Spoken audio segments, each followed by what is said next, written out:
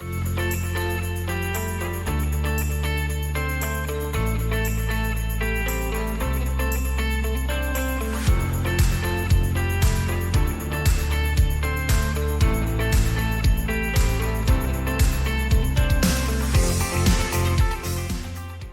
loves, it's Dr. Simone Ellis with Beyond the Chair podcast. And guys, you know I fangirl over a lot of people in the industry. Let me be very clear. There's very few people in the industry that really get me super excited about dentistry. And this gentleman has been one of those guys. I have been watching him in my career for quite some time, and he is making the world a better place by fixing all of those raggedy grills that go over to Turkey or anywhere else that we're like, what is going on with dentistry? So Dr. Marshall Hanson is here with me. Hey, Doc, what is going on? Hey, Simone. I'm excited to visit with you. Thanks for inviting me. This is a pleasure for sure. Yes, and guys, let's also give him kudos because he has done this all the way for me from Spain.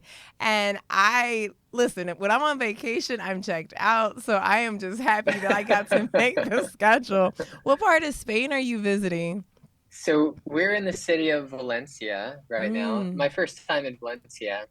I've been here multiple times. I served here as a missionary 24 years ago, so I lived here for 2 years. I love the language, and I'm helping teach some courses here and trying to give our kids an outside of the U.S. experience, and it's been good so far. I love it. I am excited to hear more about Spain. I went, what was it?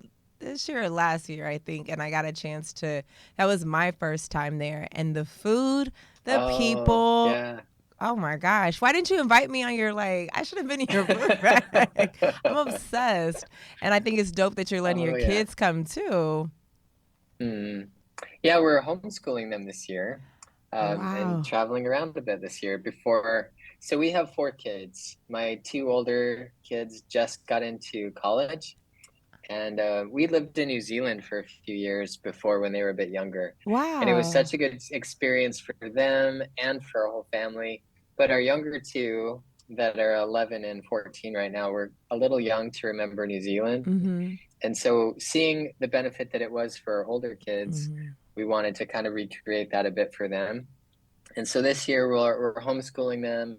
We're traveling around a bit. I'm doing courses where we are. And we're trying to relive what we did in New Zealand, but just in different places this time. That is fascinating. I think that is such an amazing concept, especially for kids that, get a chance. Like my first time out the country was, I think, senior year. And I was just like, what is this? It was amazing. And so I think that's such a awesome thing for kids, parents to actually be forward thinkers. You realize as when we're here and we think that this is the best place, there's so many other great places that are out there in the world, right? Right. Yeah. Yeah, I think it really opens our eyes to see other cultures, other ways of doing things, other ways of living.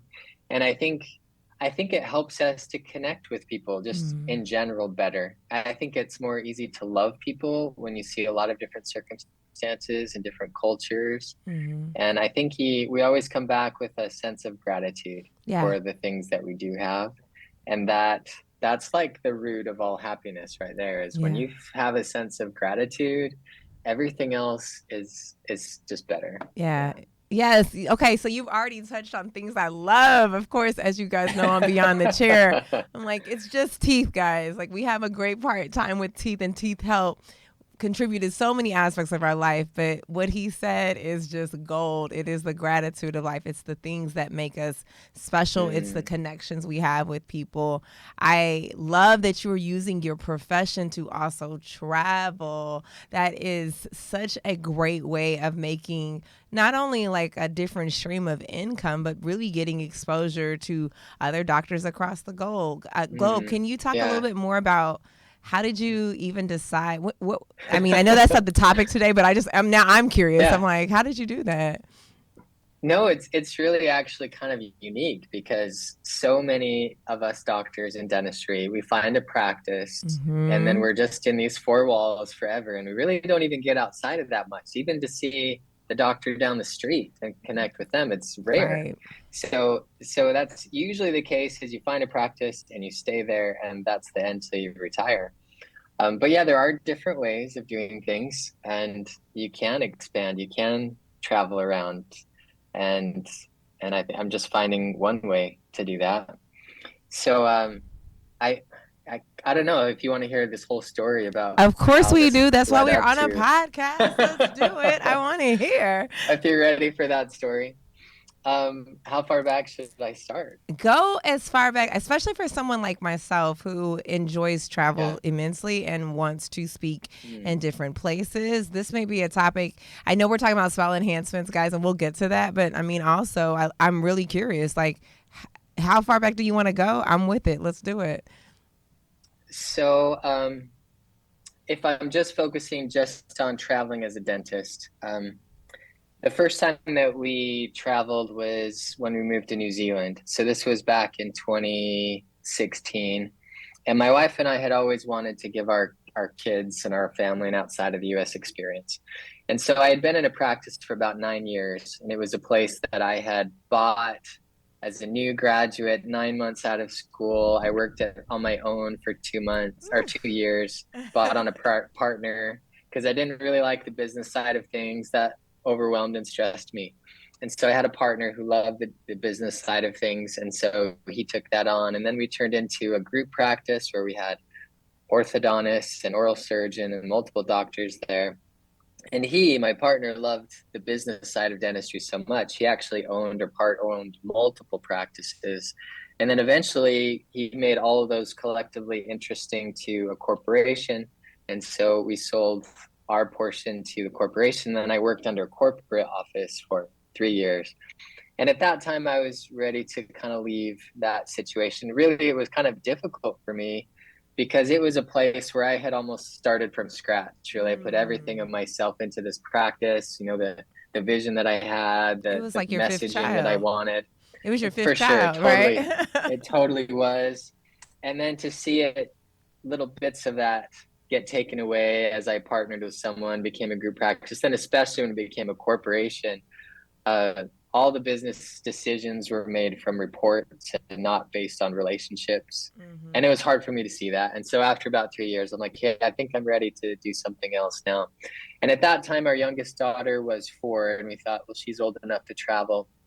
And so we just decided to sell everything, and we just took what we could on the plane, and we just showed up in New Zealand. And I found a job there, and so I worked there. My kids went to school there, and we lived there for a couple of years.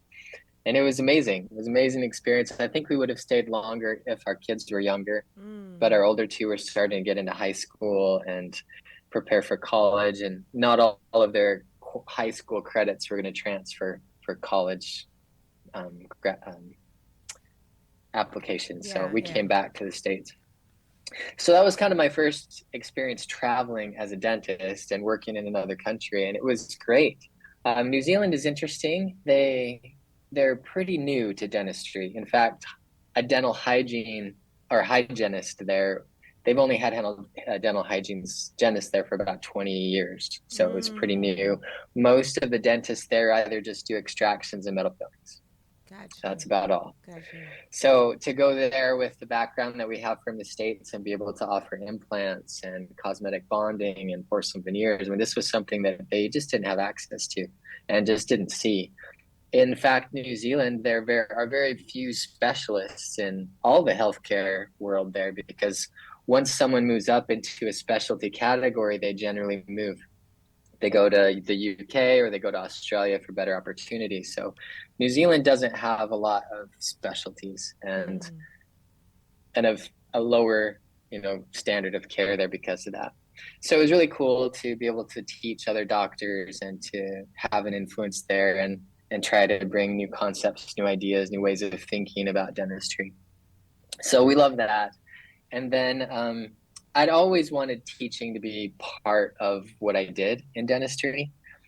Part of that is because I know that when we learn something, we learn it different if we know we're going to teach it.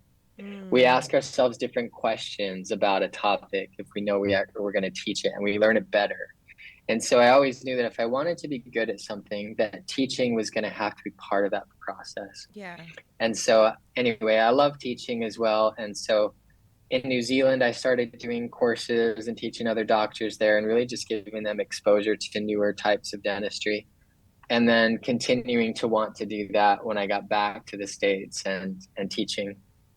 And so as far as traveling now, I have an opportunity to continue to teach courses based on the unique procedure that I do now. Mm-hmm. And then I'm also working on writing a textbook this year based on this procedure that I developed for myself. And Congratulations.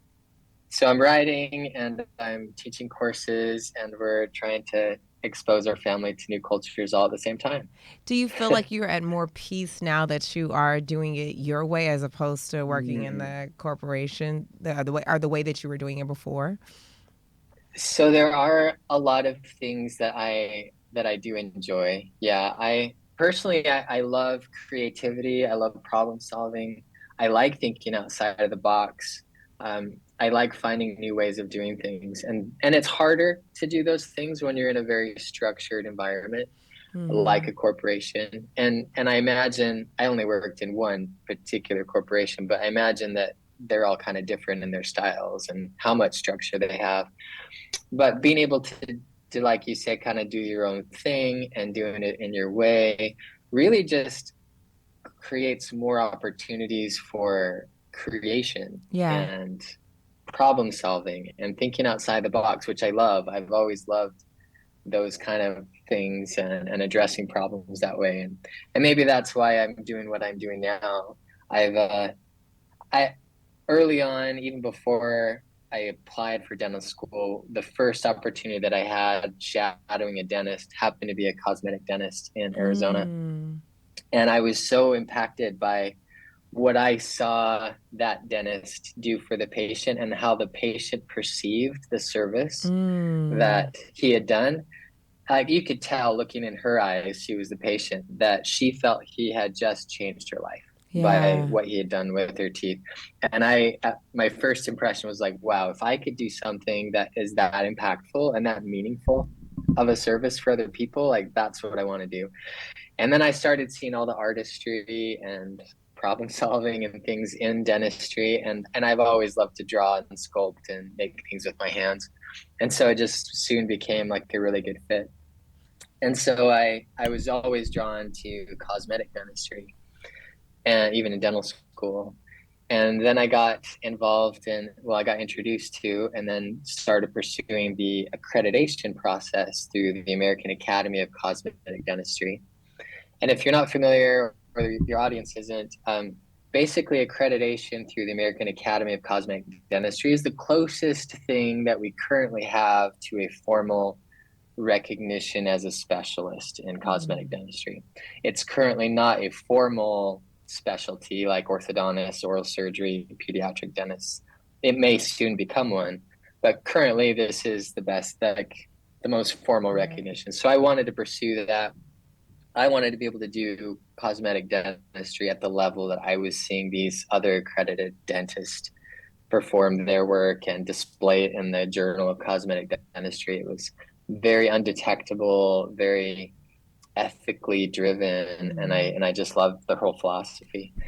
And so pursuing that out of dental school really gave me kind of a target to develop skills to be able to improve my ability with cosmetic dentistry. And also, And then really kind of go doing the ahead. fellowship, I mean, being a fellow is like for people who don't know. I mean, the amount of hours, the amount of cases that you have to submit, please go into that because it's not something that I want us to just brush over. It's a lot of work that's involved with that. Yeah, so there aren't many fellows in the academy. It's the highest level that you can reach in the academy. For accreditation, you submit 5 different case types. So one of those is 6 or more porcelain veneers. Another case is 1 or 2 veneers, which tests your ability to blend ceramics into the natural dentition or work with a laboratory. A third case is replacing a missing front tooth. So it tests your ability to manage tissue and plan an implant or a bridge. The fourth case is where you do a single class 4 that has to take up a significant portion of the front tooth. So that tests your ability with direct composite to rebuild a natural tooth and have that blend in. And then you do a fifth case, which is 6 or more direct composite veneers. And that tests your ability to manage a smile design directly with composite and make it look natural too.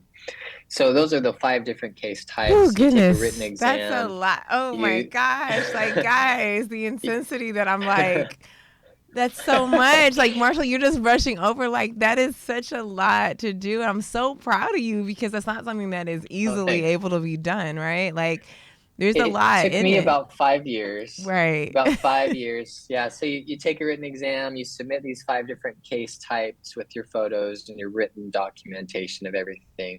And then after you submit those, they go through an editorial or a examination board where they just either pass or fail. And you have to meet a certain level of excellence with each of these case types. And if you can pass all 5 of those, then you come for an oral exam in person where they test you on certain things and you have to defend your diagnosis and your treatment planning. And then you have accreditation. So there's that process. And then fellowship is 50 of those cases. Accreditation is 5. And that took me an additional 5 years. So 10 years total to work toward fellowship. But it was really a great process. It taught me a lot. And I loved having a standard to compare my work to. So when I first got out of school and I'm looking at things, I'm like, hey, that looks great. And then I would look at the standard of like, oh, how are the gums and my embrasures and black triangles or visible margins and all these different things that I could look through one point at a time. There's like 100 different points that you can look at and test that you could pass or fail on. And it really just helped my eye to see things I didn't see before and helped me raise my own personal standard toward that. And the journey of going through all of those different case types and finding what it took to achieve that level of excellence that they were holding as a standard was a really good exercise for me.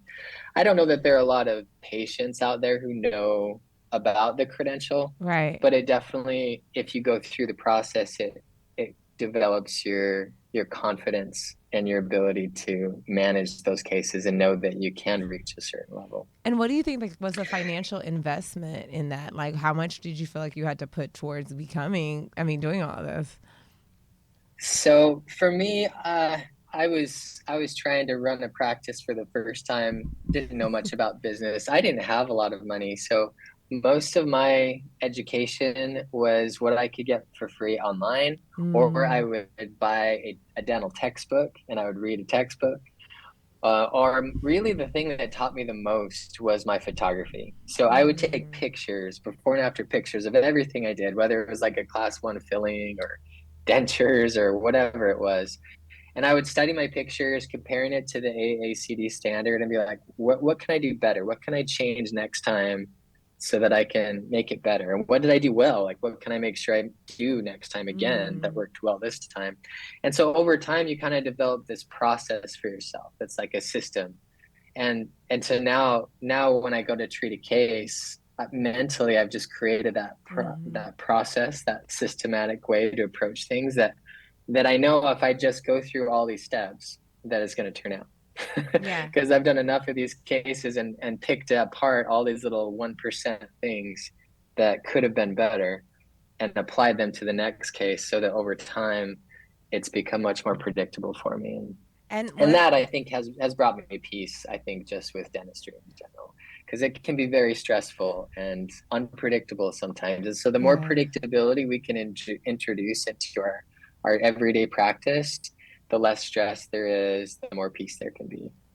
So I think the investment is mostly time and energy and determination and discipline, more than financial. And one of the questions I have then for people who are like, kind of coming out of school and are entrepreneurs pretty early on, like yourself, and we'll get into your actual approach and your procedure and how you do it.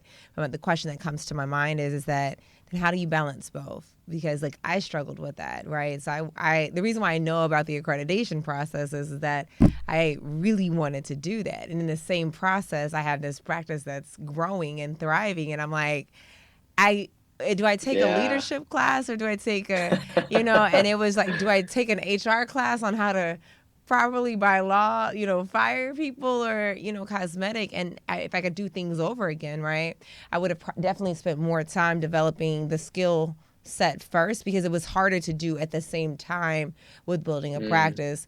Tell me a little bit for the Yeah. person that's thinking like that, like, all right, I'm at a practice now, but how do I still hold myself to this standard? Because it's a great standard. So that's hard. It's hard for most dentists to try to be good at the business side as well as the clinical side. I think most dentists are naturally just better at one versus the other. Mm, Um, and so I think either you partner with someone or you find someone who really loves that and is a strength to you, and so mm, you can focus on your strengths. That can be complementary. Um, because it's difficult to do both. It yeah. really is. I think they're like on their own two full-time jobs. And then if you have a family or if you have church responsibilities or other things outside of work, there's not much left when you have two full-time jobs. And so um, that's a deep question to answer. So for me, I just learned that, and maybe it was, looking back on things, but I noticed that in myself, I was just drawn to the clinical side. I just loved the creation part. And I was much more inclined to read a new article about a new procedure than I was to balance my books. Mm, And so for me, an answer for me was to, okay, well, I need to find someone who loves looking at the books. yeah. That they can put their heart and their mind on that the way I want to put my heart and mind on the clinical part so that we can complement and make things work. Because I was finding when I was trying to run a business for the first time, like first couple years out of school, I just felt so spread thin that Yeah. I just didn't have enough for my family and the things that really mattered. And it wasn't a comfortable situation. It wasn't joyful. And I had to find a solution for that. So that was my solution for me. I know I have met a few people that are good at both, but I think that's a hard thing.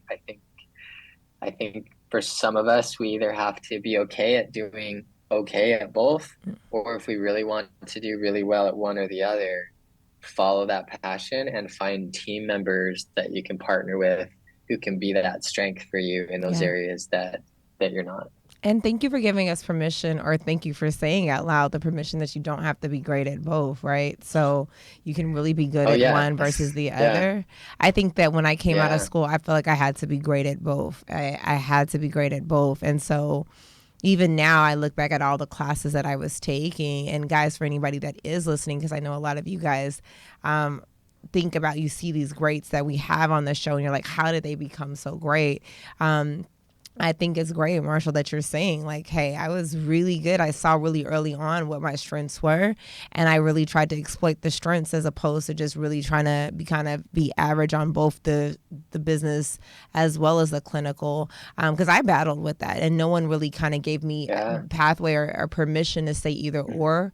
And so I Mm. see where, it's funny, I wanted to come out and I came out 14 years ago. So like, I was like, I'm going to do cosmetic dentistry. I knew that was what I was also, passionate about as well. But in the same breath, the first year out, I opened a practice. And so you're just Yeah. like, It's so hard. it's so hard. So, in So hindsight now, hard. I try to save people from like, even my associate who has now moved on to a different office. I was like, I just saw her last week. And I was like, don't do the same things that I did because, it's just, she came after me because she wanted to be a cosmetic dentist.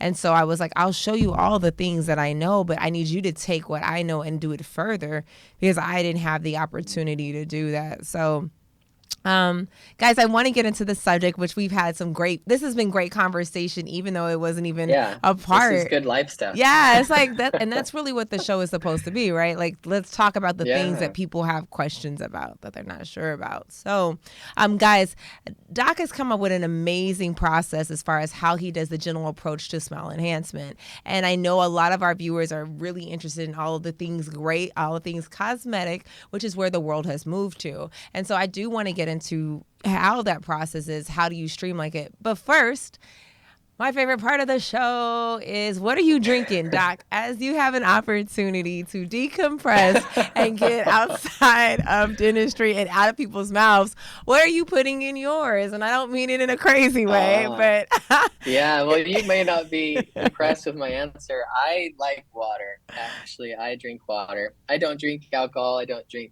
coffee or tea. okay. Water's my go-to. Yeah, that's what I do. I love it. No. And everybody has a different day and for a different thing. Reason why we ask this question is really to get into, how do you decompress? Like after your busy days of work, and it doesn't have to be alcohol related, but for some it's the gym. Others may be a horrible reality TV show. What's your guilty pleasure, so to speak? So a lot of times when I get home, I just want to lay flat on the floor, like a hard floor. Just want to lay flat and get my body straight, because I've just been bent over for so many hours that's just what I want to do. I just want to lay flat for a bit. And then I like to be outside. Like I like, especially in the evenings, I like to watch sunsets. I like to go for walks with my family, like just being outside, fresh air, nature, landscapes, those kind of things kind of recenter me. So anytime I can, I like being outside, especially like maybe an hour before sunset. Like that kind of time frame is my favorite time to be outside. Where God has painted the sky so many different colors, right? Where you're like, oh, that's really amazing. Today you decided to do this color. I like that. Yeah. I like the sunset. I'm a big sunrise and sunset type of girl, because I always think it's super cool how he decides to paint the sky for the day. I'm like, oh, that's what you decided to choose for the day. But I think one other thing that's good too is, because I sit for so long, and many of us do with our procedures, I need to go to the gym for an hour. So usually I try to do that before work in the morning. So I get up about 4:30, and then I go work out, and then I get to the office about 6:45. So at least I can get that in. So I like doing that. I also find kind of peace in prayer and meditation, writing in a journal, keeping track of your thoughts and your goals, and looking at those each day, I think really helps to keep you centered and help you feel purposeful with your life. To track your progress helps keep the motivation there too. Guys, if you haven't heard this again for the umpteenth time, it's the morning huddle. So Doc has his own morning huddle before he gets involved with everybody else. And we've talked about that multiple times. My philosophy is very much so the same. I'm a 4:30 riser. And then I get up and I get to the gym. I'm at the gym on my HIIT class from 5:15. We get done about 6:30, and then on the way to work, I'm listening to some form of meditation or podcast, or I'm trying to figure out. I'm now into, oh my God, my new jam right now is masterclass, guys. Like masterclass. Yeah, that's cool. Obsessed in just 10-minute classes, and I'm like, so right now it's James Clear with the Atomic Habit. I'm obsessed. This is like, I paid my little membership of like, what is it, $150 for the year, and I said, you guys are gonna be so mad that you only charged $150, because I'm gonna get all the education I can for $150. But I love that. I think that to your point, to be as successful as you have been, and to continue to keep yourself a whole person, not only for your patients but for your family, as your wife, for your wife, and even for yourself. I'm such a big fan of people taking the first 30 minutes of their day before they run into their day to prepare and properly walk into their day. So yeah, I think that's wise. Yes. Well, let's get into, we already covered a couple of these questions in our first part, so I won't really reiterate them. But my second one is, talk a little bit about your typical workflow. I want to know what your process is for the gentle approach with smile enhancement. And for our listeners, we have inquisitive people. We want to know details. Like, give us the details, the nuts and the bolts on how everything works. So as I mentioned, I was very focused on cosmetic dentistry and doing all these different case types for accreditation. And what I found is that as I was doing these cases, and I was doing my own ceramic work, I was doing my own laboratory work after hours for all my cosmetic cases, my own wax ups, the ceramics, everything. What I found is that when I completed a cosmetic case in porcelain veneers, I just felt different. I Mm. felt heavier than when I finished a case in composite Mm. because I knew what I had to do to their natural teeth to accommodate my porcelain that I was doing. And most of my cases were their teeth were relatively healthy. Maybe they had been worn a bit, or maybe they were discolored, but structurally, they were okay, Mm. and we were enhancing them. And so anyway, I noticed how I felt, and I felt heavier with porcelain. And I noticed that when I was doing a composite veneer case, I didn't feel that because I didn't have to prep the tooth at all. I didn't have to remove any enamel. And the other thing that I noticed too, because as I was doing these cases, I'm trying to make them look as undetectable as possible for this accreditation process. I just found that the composites seemed to look more natural to me, more natural Mm. than what I could achieve. Same artist with the composite or the ceramics, because I was doing both. I could make the composite look more believable than I could with porcelain. And so I started leaning more into that. I started focusing more on on the composite artistry, on the composite smile makeover. And I found that there were a lot of frustrations involved with that process.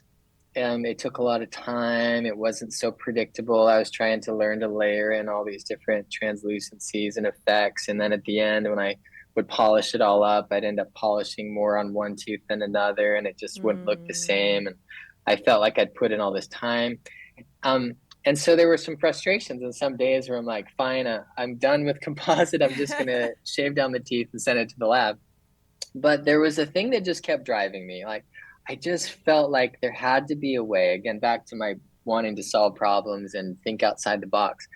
Like, there had to be a better way to create a different type of process, a different way to apply the material so that it was predictable and it was strong and it could be color stable and not stain over time and it wouldn't chip, and that we could make these look even more natural generally than what I could find or do myself with Mm. ceramics. And so that driving motivation, that passion kind of grew within me. And over the last 10, 11 years, that's been my focus. I just want to create a system and a process in a way that we can enhance people's smiles and make it look really believable and natural without removing enamel to accomplish it. Mm. So that's been my driver. That's what I've been really passionate about. And especially over these last 2 years, knowing that I was likely going to write a textbook about this, I've been doing a lot of research as well. So every other Monday, I go to Ultra Dent, if you're familiar with they have a center there in Yeah. Utah, not too far from where I am. And they're so nice to allow me to come there every Monday. I spend about 5 hours and I get to test things. I test my own shear bond strengths. I test um, polish and color stability and bonding to cementum and lots of different things that I Wow. had questions about related to this process, because no one, as far as I know, has really tried to push this envelope as far with direct composite veneers. And so I have Mm. lots of questions, and there's really not a lot of literature out there, for example, of bonding to unprepped cementum. Couldn't find Mm. any literature out there on that, because most of the time when we're bonding to cementum, it's because there's a deep class 5 caries, right? We're bonding to dentin. So doing my own research, my own studies to answer a lot of these questions has been really eye-opening and helpful for me. And fortunately, too, has just reinforced my belief in this non-invasive way to enhance smiles. I find that it's so beautiful. It can all be done in a 48-hour window of time. I can't even think of a reason why you'd have to ever replace these, but just rather maintain them. Mm. Um, and there's so many advantages I could go into. But you asked about workflow. So currently, I made a decision a couple years ago, about 3 years ago, that I was only going to do this one process, because up until that point, I was like a mile wide and an inch deep. Like, I was doing everything. I was doing Mm. orthodontics and braces and root canals and implants and bone grafts and gum tissue grafts. I was doing everything. And so I was like I said, like a mile wide and inch deep. And I went to this business weekend where they talked about your story and like what you believe in and how important your story is to your brand and your marketing. And the presenter brought up this question. He's like, so what is it about what you do in your everyday work in dentistry that truly aligns with who you are and what you believe in? And I was like, whoa, I have no idea. I've never asked Yeah. myself that question. I just do dentistry. What does he mean? Like, what procedure aligns with who I am? And Wow. so I really thought about that a lot for a number of weeks. And I finally came to the conclusion that there were two things that I felt extremely passionate about. One of those was the benefits of the service of enhancing someone's smile, someone who Mm. feels self-conscious about their smile to some degree and helping them with that. Like I just found that so rewarding, and I loved that, and I love the artistry in it. And the second thing that I felt really passionate about was preserving tooth structure. And when I came to the realization that those were the two things that really drove me, that I felt did align with what I believed in, I saw that the one procedure that combined both of those was this composite veneer smile enhancement in a non-invasive way. And so then his second question kept ringing in my head. He's like, okay, and then once you find that, he's like, I want you to go deep on that. He's like, take a stand for that. And instead of going a mile wide and an inch deep, he's like, go an inch wide and a mile deep. Go really deep on that. And he said, you promise that if you do that, you will see your influence greatly expand. You'll be able to serve people in ways you didn't before. This alignment of your passions and what you believe in with your story and what you do will just What doctor multiply was this? exponentially. What doctor was He's this? not a dentist. He's not a dentist, and unfortunately, I don't remember his name. Oh my So God, sad. this I life should totally altering know his guy name, comes into your right? life and you're like, Right. I don't even know. So anyway, I took his challenge, and I'm like, okay, like this is scary, but I'm gonna do that. I'm gonna leave all the rest of my general dentistry, which was really scary at the time because I didn't know if I was gonna make it, Yeah. financially if I did, and just do this one procedure. And so I kind of did about a 6 month test where I brought my own. I was working as an associate at the time. I just moved back from New Zealand. I was working in Utah, brand new place, never lived there before, and I just didn't have enough work as it was. And so I was trying to find new patients, and just at that time, virtual consults was coming out, and I was experimenting with sharing my work on Instagram. And so I was putting those together to try to find new ways to find patients because I just didn't have enough work. And so I thought, well, what can I do that's unique that maybe people would want to come to me for? And so I just started sharing composite cases. And in a 6 month period of time, I did the math. I figured out, okay, well, of the work that I got through Instagram that came to see me for composites, if I had a really low overhead, like if I was just renting one operator and I only had Yeah. one assistant, and I was just doing this one procedure in that 6 month period of time, would I have seen enough patients or had enough work that I would have survived? Yeah. And I figured that I would have. So I did it. I left all of general dentistry and I just decided that's what I'm going to do. I'm going to just lease one operatory. I'm just going to do this one procedure and I'm going to go really deep on this one thing.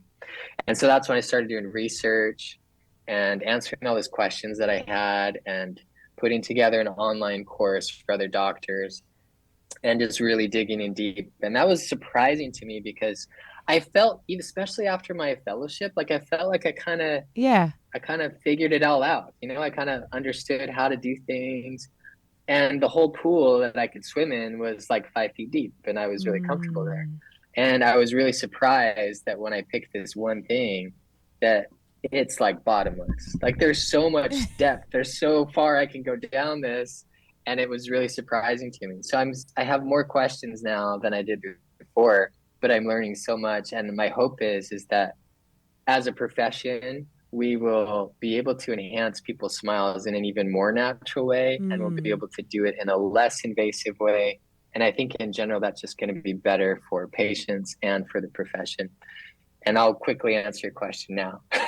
No, So I what's think my this is workflow like? great. Like we at least we know how the guru really changed the life for you. So I love this. Keep going. Yes. Yeah.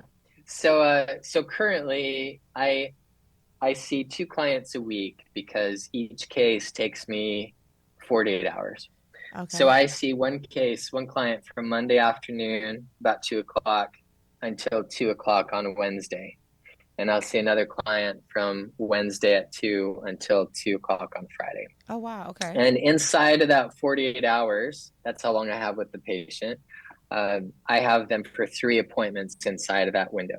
Okay. So the first appointment that I have, so we'll just say I see a patient on a Monday. So Monday from 2 to 3:30, an hour and a half, I have what I call a records appointment. And so in that appointment, I'm taking photographs, videos, measurements, sitting down and discussing the details of their goals. I do an evaluation. And we spend a lot of time talking about risk factors and longevity, and not just of what I'm doing, but of their natural teeth too, and really just empowering them about the risks of bacteria, how we manage that, how we manage forces over time, because that's super important.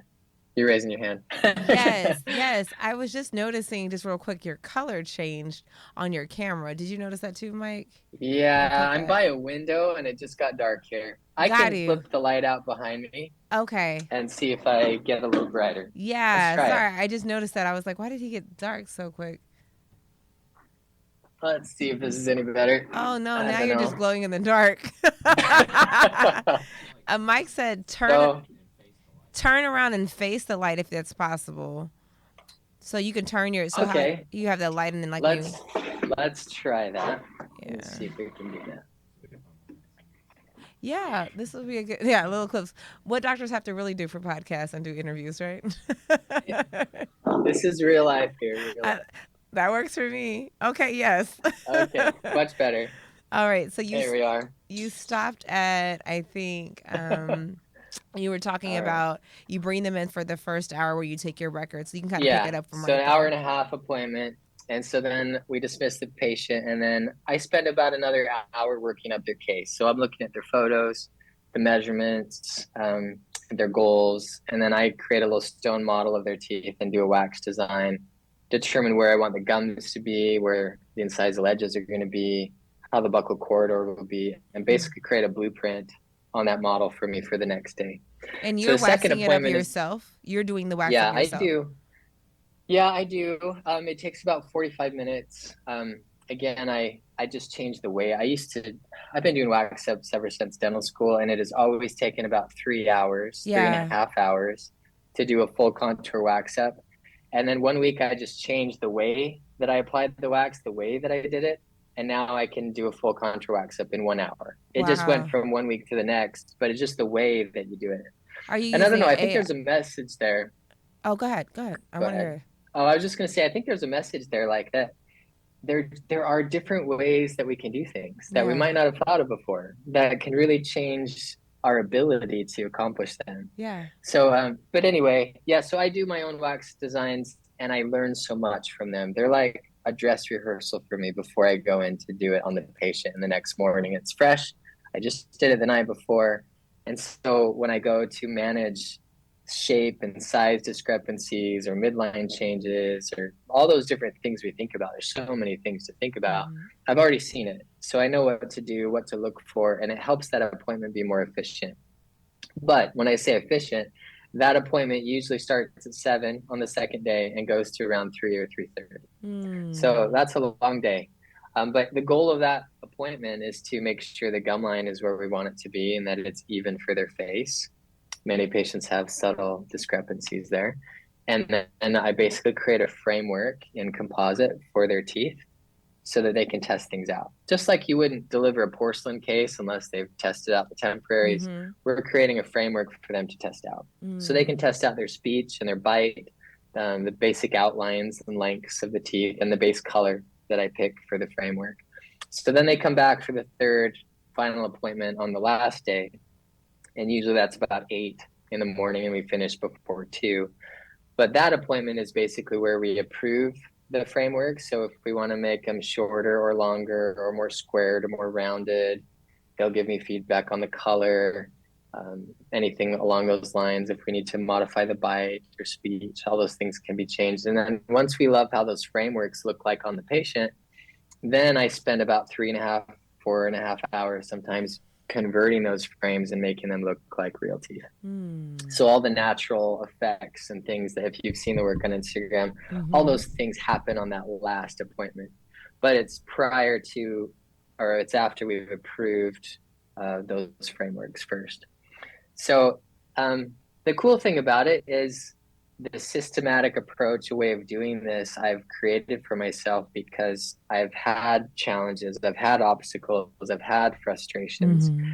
And so I'm like, okay, how can I change the system so that I can avoid that again in the future? And so over the last number of years, it's distilled down to this stepwise process that I know that whatever comes in, whatever case I have to do, whether it's a diastema or a dark tooth or black triangles, or they've got an implant or multiple crowns or old veneers, I know that if I just follow these steps, that it's going to turn out. Yeah. Because I've had enough of those. I had just changed the structure of the system enough that now it accounts for all those possible things. So that's kind of my workflow. We finish everything within less than 48 hours. Most of my patients come in from out of state. They just find my work on Instagram, and most states don't have anyone doing this. Mm-hmm. So, and they're mostly patients who have healthy teeth. They've had braces more than one time typically. And there's some things that they want to change about their smile, but they don't want to grind down their teeth to do it. And they want it to look natural. And so that's enough for them to say, okay, well, I can travel one time, 48 hours, and I can make those things happen and still have the peace of mind of knowing my natural teeth are still intact. So 2 questions. And so technically, I was just one more thing. Just technically, it can be removed. Okay. I have removed them on one case, and they can go back to what they had before. It's a careful process. It takes about 5 hours to remove all 10 composite veneers, but you can if you're careful, and you can go back to what you had before if you ever wanted that option. But it truly is an additive only process, and that's one of the main things I love about it. Yeah, because like 2 things came to my mind was like, wow, like the idea that your workflow was within 48 hours. That's an amazing marketing piece that you use probably to attract patients, which was one of my questions is your sole marketing source on Instagram, or are you finding word of mouth? And then the second thing is that how do you figure out your price point? Because with, of course, composites, like this takes a little bit more longer. It's a longer process than technically like a prep for possibly for a veneer. Yeah. So where is your price point, or how did you determine that? So that's my 2 questions. Yeah. So first question was, repeat that for me. The first again. question is that is Instagram your primary source for marketing, or are you using other sources? Yeah.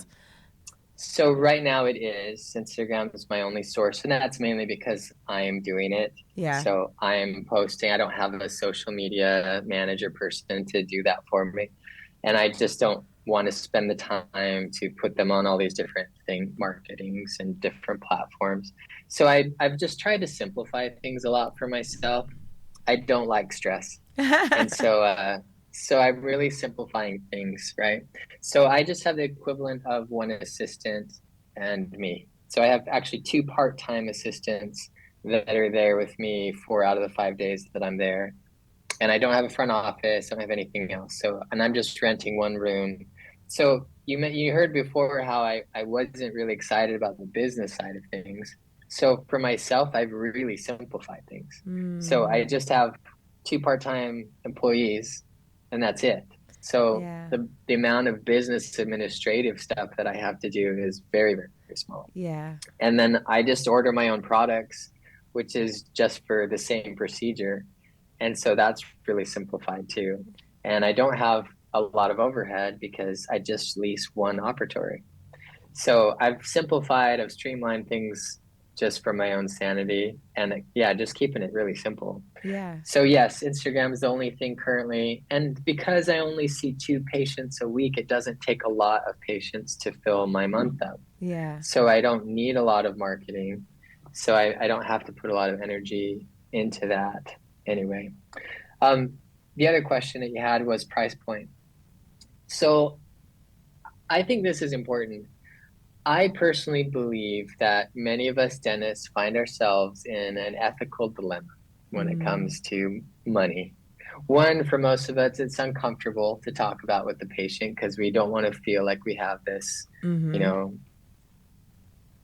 dual relationship with them where we were asking them to do something, but we're also getting paid for that. So here's the situation. Then it's common for so many of us, for me included. So you have all this student debt, you have this practice debt, maybe you have a house, you have this team that's counting on you, you have all this debt, all this pressure, and then you have a patient that comes into your practice and sits down and they have a large cavity. And so in your mind, you have to think, okay, what am I going to do? If I do a large filling on this cavity, it might take me about an hour. Maybe I charge $250. Or I could do a crown on it. Maybe it'd take me about an hour and I could charge $1,200. What do I tell the patient? Mm, And we have this dilemma. And I feel like there is, to a degree, a bit of over treatment in our profession mm. because of this dilemma. And the solution, again, I'm always thinking, okay, how can we change the system to eliminate this problem? I feel like we as dentists should be paid by the hour, not by the tooth or by the procedure. Because if that were the case, in the same scenario, if I said, okay, I've got an hour to treat this tooth, I could do it either way. I still get paid the same. So now I just do the best thing for that tooth, the best thing for that patient, and I don't have this moral dilemma. So I've always That's good. believed That's good. That's good. since I started dentistry that we should get paid by our time unit Yeah. and not by the tooth or by the procedure. And so that's how I've managed my my price points. So basically what I do or what I would suggest is you just think, okay, how many hours, how long is this procedure going to take me to do? And what am I willing to earn per hour to do it? Right. And so then that becomes your case fee for the treatment. And so I've been doing that for many, many years, even as a general dentist, before I started just focusing on composite veneers. That's how I would work my schedule. And even my team, when I had a general practice, we would even book that way too. So if I knew, for example, that my goal was $500 an hour, let's say, and we scheduled a $2,000 procedure. In my column, my team would book out 4 hours because it's $500 an hour, and that is what I'm aiming to do, right? And if it were an Invisalign case, right, and it's maybe it's $5,000 or whatever, then that would be booked for 10 hours. That's my whole day. And that's okay because we're just booking we're scheduling for goal. And we're scheduling by the hour, the production by the hour. And so our whole team was always thinking per hour, not by per procedure. And so that way, again, I could simplify things. I could simplify the stress of things because I knew my team was going to make sure that on that day, by the hour, we were scheduling to goal and I'd be able to pay the bills. Yeah. Yeah. Yeah. So as far as the procedure now, and this has evolved for me over time, but earlier on, for example, when I was doing composite veneers and getting better at it and, trying to improve my skills, I first was doing them for free because I just looked at them like a tuition, like this was my education, right? And then as I got more confident and saw that I liked what I was starting to do, then I would think in my mind, okay, if it takes me 10 hours and I'm willing to earn $300 an hour to do this case, then my fee is $3,000 for 10 units. And so over time that's evolved, but I think that's a nice principle. I think that if we could lean our profession more toward thinking about time per unit time instead of the number of teeth, because if you do a class 1 on one patient or a class 1 on another patient, one of them may take you a whole hour, the other one may take you 15 minutes. Yeah. And I just think that, I don't know, not every case is the same. And so anyway, that's just personally what I believe. I feel like we should get, our fees should be time per unit based. And I also believe that we should pay our team members a percentage of our production, not by the hour, because then we're paying them to help us be more productive. They can give themselves a raise when we're more productive by putting another person on the schedule or doing something faster. But when we pay them by hourly, we're motivating them to do as little as possible for that hour. Yeah. I And that agree. doesn't help us. So again, I don't know, if you're out there and you're just thinking about your own situation, your own practice, I think just really thinking, how can we change the systems Yeah. so that systems produce the results that we're after more often, and then change those systems, just like I've done with composite veneers or my own little practice that I'm doing now. It just comes from thinking outside the box and finding new ways to do things that fit your style, fit your goals, fit your passion. Doc, you have literally ended on the best note possible, because that is exactly it. It's systems. It's creating your own way of doing things. It's process of elimination. You retro-engineered how you were even having people compensate you. You started with the end in mind and then worked backwards. Again, like I said, I've been a fan for a very long time, and I see what you're doing. Your work speaks for itself, and I am so proud of you, especially as one of my colleagues, to just highlight you and talk to people and let people know more about what you're doing. How can people find you? Because you're not clearly in the States right now. So like, if people wanted to connect with you, they want to find your course, how can they find you? Yeah, thank you. So the easiest way is either through Instagram or my website, Marshall Hanson Dentistry. So it's simple. MarshallHansonDentistry.com or at Marshall Hanson Dentistry on Instagram. Messaging me through either of those is an easy way to connect with me. Also, you'll find all my cases or coursework or online courses or hands-on workshops or lectures coming up and things like that if you are interested in learning more about this process. And so you can all find it right there. But that's probably the easiest way to connect with me. I love that. And Docs, I'm always big on CEs. So I was just on his IG page. It's amazing. Again, it's a beautiful page. It's really showing the artistry in our craft. And so take a moment. This is coming up on the end of the year for you to take out and look at your budget for the year and assign a percentage to continuing education, because this is where, as he's already discussed in so many parts of his conversation, he really took his craft seriously. And in order to do that, you definitely have to invest. Doc, again, thank you, Marshall, for being here in Spain on my show. I appreciate that. I was going to ask Simone. you if you were going to SmileCon, because our podcast will be there and presenting there, but you probably will not be there. No, I'll be here. Yes, but I can't lie. That's a great place to be. SmileCon is great, but it's probably not Spain. So one thing that I'm really excited about, I'll just mention, is because right now I'm working on a textbook, and I'm really just putting all the things that I've learned about this non-invasive smile enhancement, all the research that I put in, and I'm really excited about finally presenting it to my peers. I'm hoping to have it done by the summer. But anyway, I think I really personally believe that this is the way that cosmetic dentistry is going to be sought out for, where patients are going to want this option. And there are so many advantages to it. I believe that it, like I said, I don't think we have to replace this. Yeah. Not all composites the same either. Some of it stains and discolors, some doesn't. Some holds its polish, some doesn't.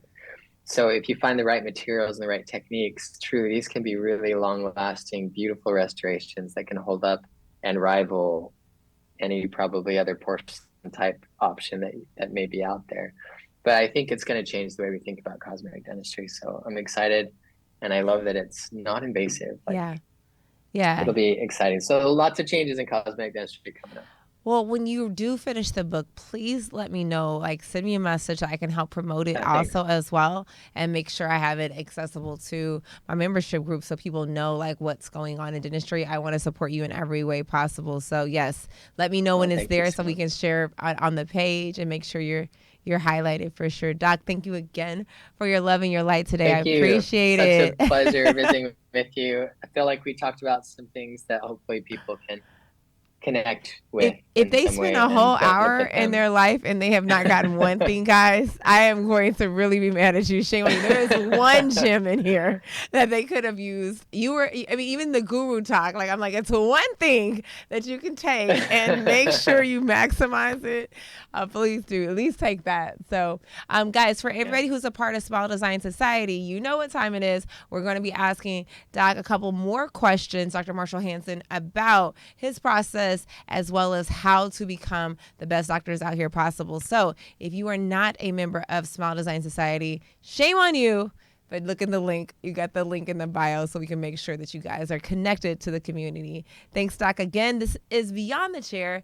Please like, subscribe, and share this with all of your dental colleagues. We want better dentists out here, and this is the way we do it. So thanks, guys.